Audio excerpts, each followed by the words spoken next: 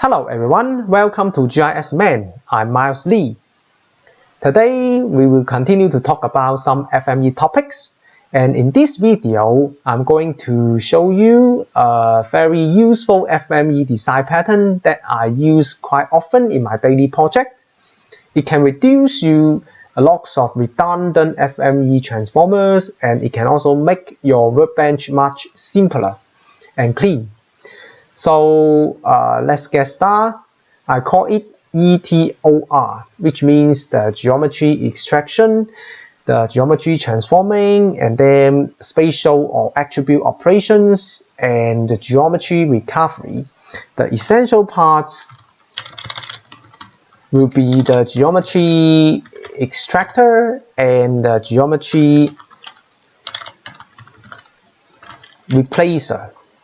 The geometry extractor, of course, it can extract the geometry from your incoming features, and then the geometry replacer will help to recover the transformed geometry back to its original shape at the end. And in between, we can choose a lot of processing transformer, like, for example, the very common one is the buffer, which turns the point or line into the polygon, or some other things like the line combiner, which can make the feature lines to be longer, or sniper, which can make the polyline to be shorter. And in between, we can also choose some spatial relationship operation transformer, like the spatial relator, or for example, even the PythonCaller. I like PythonCaller very much because it can handle your features attribute very well. So in order to talk about this more specifically, I've made a very simple scenario to show you. So let's go to our ArcGIS. So in these scenarios, we have a clip area of the traffic network. So in our traffic network, we have some dual carriageway. The red line represents the prescribed direction, and the blue line represents the counter directions. In our prescribed direction, we don't have the value for the traffic line. I call the value the new average. I call the attribute new average. In our prescribed direction, we don't have this value. And in our counter direction, we have such values. So the task is very simple. We will just need to copy the value from our blue counter direction into our red prescribed direction. Okay, so lots of people will think of using the buffer, for example, for the prescribed direction, and then intersect with the blue counter direction, and then grip the value from the blue to the red, right? This is a very common thinking. And with these operations, if we use ETOR, it can reduce lots of redundant transformers to get the result, and it can also help the workbench to be simpler, and when running, it can be much faster. Of course, in such a small data set, you can't see the difference, but when the data sets to be bigger, you can see a huge difference and benefits. So let's get started. Firstly, as usual, we will need to read in our feature class.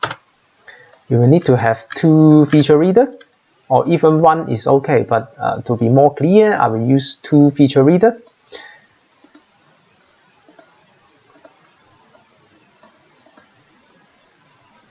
The first one read in our prescribed direction.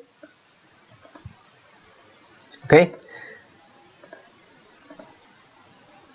And the second one will read in our counter direction. They are all polyline feature class.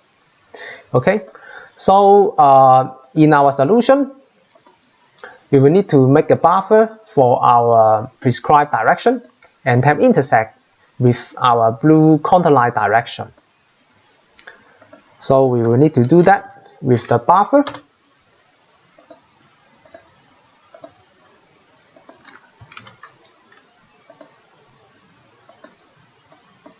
Okay, but this is not just simply use the buffer, and we will need to apply our ETOR design patterns to our workbench. So before the buffer, we will need to have the geometry extractor to keep our geometry.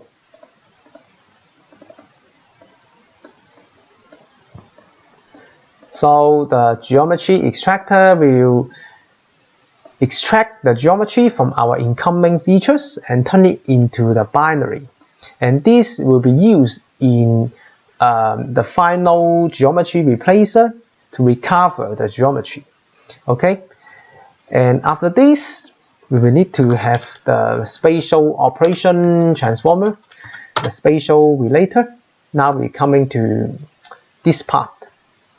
Okay, so the prescribed polyline has been transformed into the polygon, and then it will be act as our requester. Okay, you can see our red polygon. This is our requester, and then our contour direction polyline will be our supplier. Okay, and we will need to quickly set up our spatial relator. We use the intersects relationship, and we will need to set attributes to be different, which is our co-collective ID. What is that? So actually, we can see the co-collective ID is CWC, the carriageway 2, and the other one, the contour direction, must be CWC1. They won't be the same. If one is CWC1, the other one must be CWC2. This is the definition of the dual carriageway.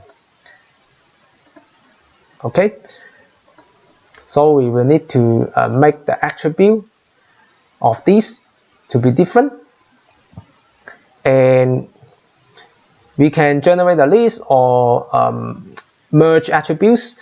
I prefer to generate a list, and about the list, I will talk about it more detailedly in my following videos. In my other videos, it's a big topics. It has lots of advanced technologies and skills. If you use the list well, you can save lots of work, and you can solve almost 95% of the vector problems in GIS.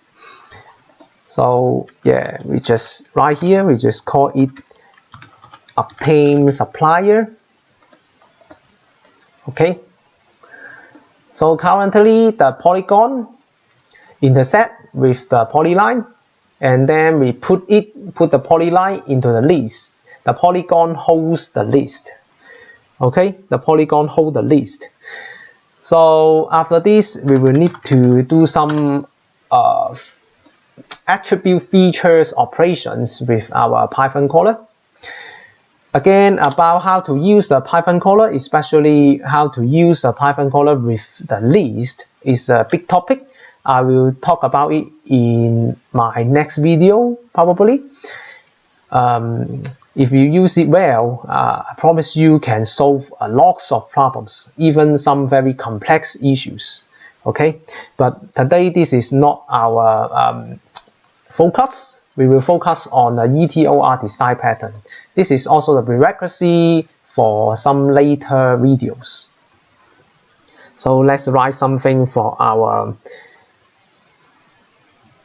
PythonCaller. So we will need to define the variable, the supplier carriageway code, which equals to, it will get from our, because it will get from our list carriageway code. okay, because it has already been converged into the list. And then we will need to also have the requester, which is our polygon, a prescribed polygon. It will come from this attribute, okay?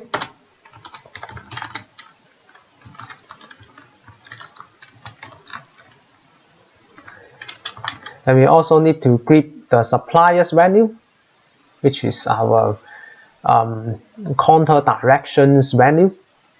Our prescribed direction don't have any value, so we will need to get this value and then later copy it into our prescribed direction.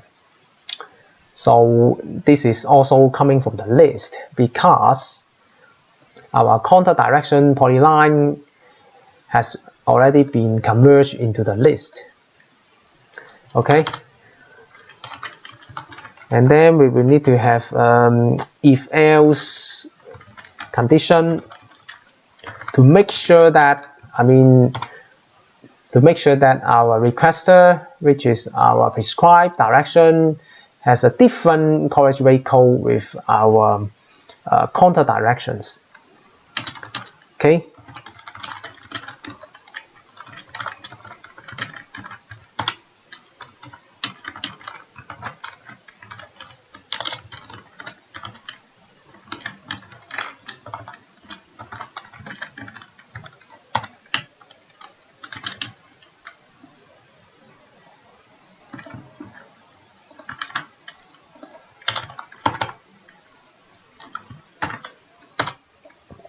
So what we are doing here is if one of the legs of the dual carriageway is CWC1 and the other one must be CWC2. And reversely, if one is CWC2, the other one must be CWC1. Okay. And after this, we can copy our value from the contour direction into our prescribed direction.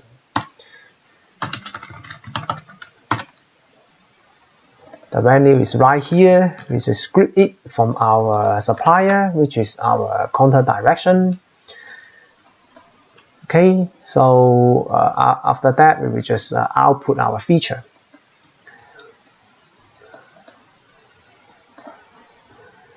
Don't need to save it.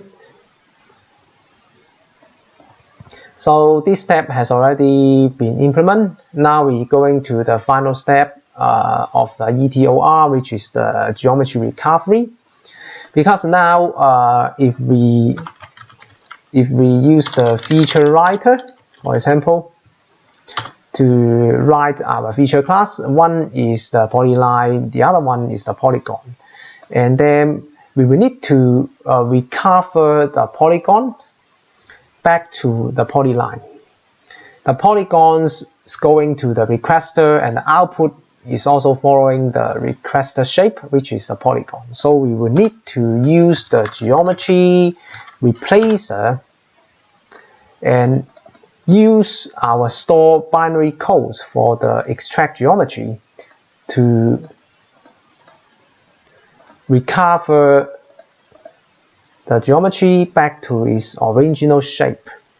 So now what we can see, again, I would like to repeat again because here is very important. The prescribed direction, which is originally the line feature, is transformed into the polygon feature, and then is intersect with the polyline and output, because after gripping the values, it got the value and output as the polygon, and then we recover it with the FME binary codes and turn it back to the polyline. So now when we output, they are polyline. So this is the purpose of an ETOR. So playing the FME is, not just like know the function of each transformer, but you will need to understand, when they combine together, what types of design pattern and what features this design pattern has. Okay, so we can say this is the result one. Let's run it to take a look.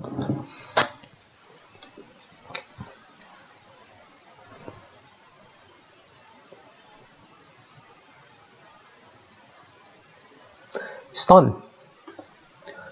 So we refresh our GDB and then drag our results one into our map Canva. So let's take a look some locations. For example, right here, what we can see is now both the contour direction and the prescribed direction got the value, and they are of same. Okay, they are of same because the prescribed direction has already got the value from the contour direction with its buffer, and then is transformed back to its original shape.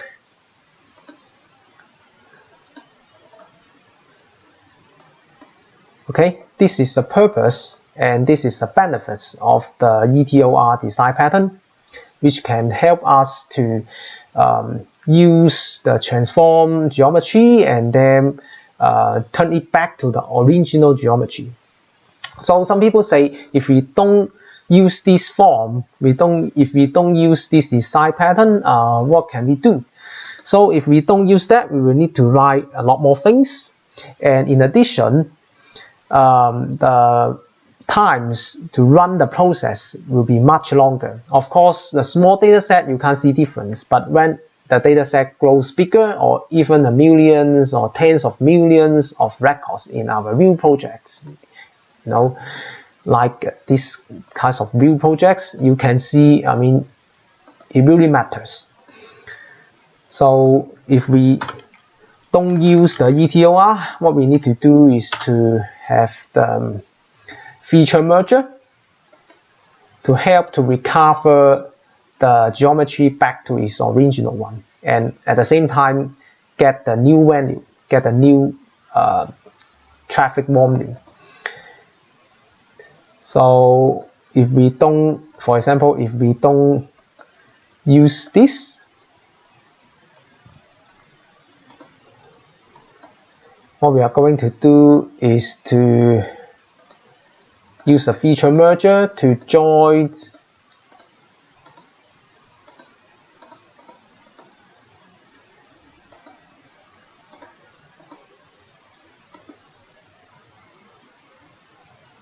use a feature merger to group the new values after the processing and combine with the original geometry.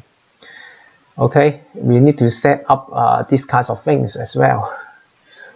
And in order to not affect other attributes, we will also need to use the attribute keeper to do that. We just need to have geometry ID to use for the merging, and we will also need to use the new average, the copy value from the contour directions. So if we don't use the ETOR, we will need to write a lot more things. Okay, and then we can do a test. The result will be same. Merge and unmerge requester, because some of them can be unmerged sometimes. So this time we can say it's result 1-2, and let's take a run. I'm pretty sure the results will be same, but if we don't need to, if we don't use the geometry extraction, transforming, and recovery design pattern, we will need to write a lot more things, as what you can see right here.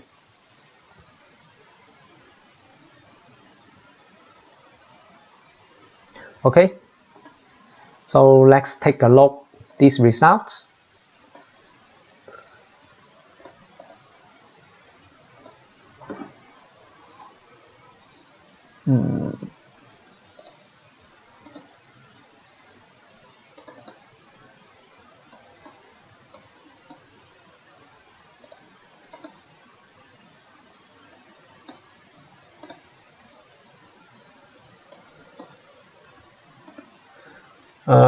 We forget to also write our contour direction.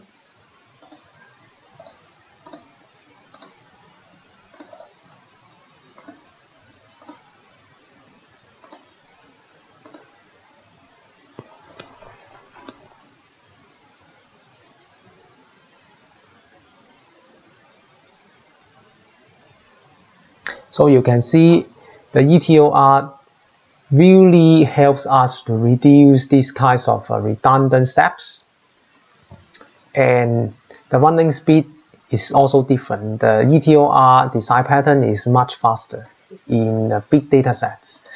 So let's take a look again on our results.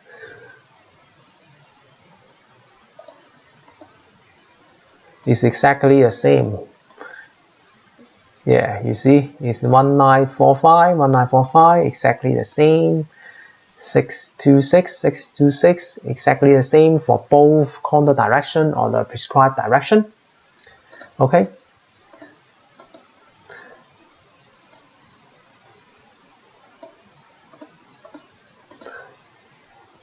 So this is the one way I would like to show.